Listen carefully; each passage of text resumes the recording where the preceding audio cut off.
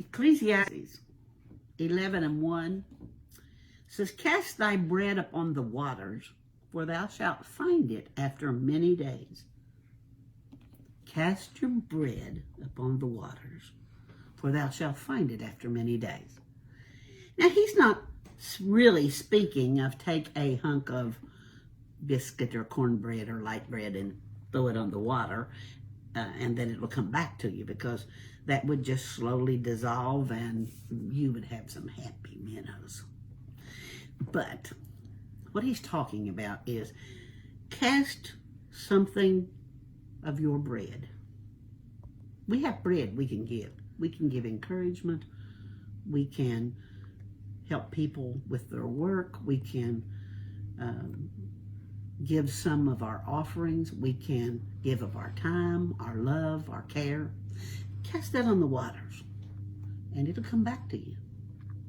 I remember a time when I was casting bread, and that's what I did all day long and most of the nights.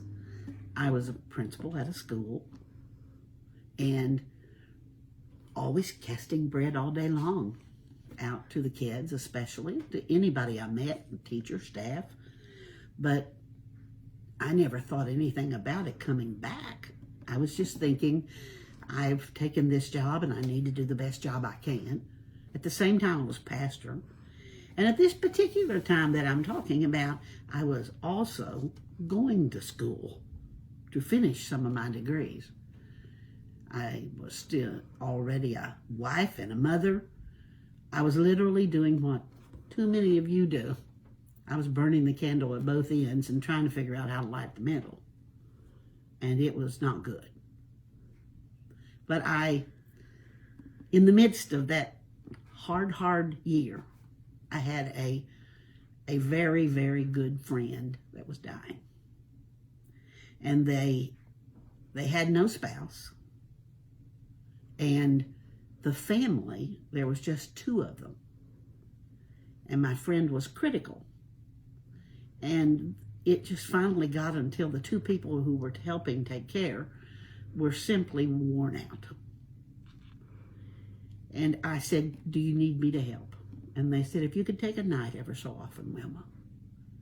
So, adding to everything I was doing, I would try to go stay all night with this critical friend. And sometimes I would sit down in the chair and I would think, I'll never make it to midnight. How am I going to stay awake? And all I had to sit in was that hard chair. My feet don't touch the floor in most chairs. And my feet were swelling and I was just miserable. I don't think I can ever remember many times I was much more miserable. And I thought, how can I be a good servant? I'm just so miserable. I don't know how I'm going to really stay awake and help. And I didn't have to stay awake all the time, but I didn't have any way to rest either. When all of a sudden, into the intensive care, a nurse came and said, "We're putting another patient in here tonight. I need to put a bed in here." And we were surprised, both the critical care person and me. "You're putting another bed in here tonight?" "Yes, we're putting another bed in here." And so in just a little bit, they came in, brought the bed. They fixed it, all fresh linen. And when they got ready to leave, they said, "The head nurse will be in a little bit to talk to you about who's going to be in here." And so just a little bit, a former student stuck their head in the room and said, "Mrs. Irwin, I don't think there'll be anybody in that bed.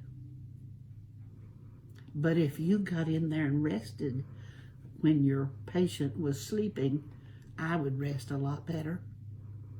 And the Lord provided me a bed." I don't know what I did for that kid when it was growing up. I couldn't tell you if I had to.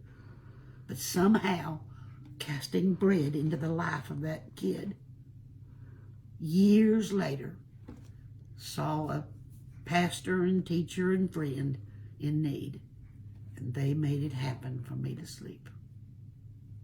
Cast your bread on the water. It'll come back.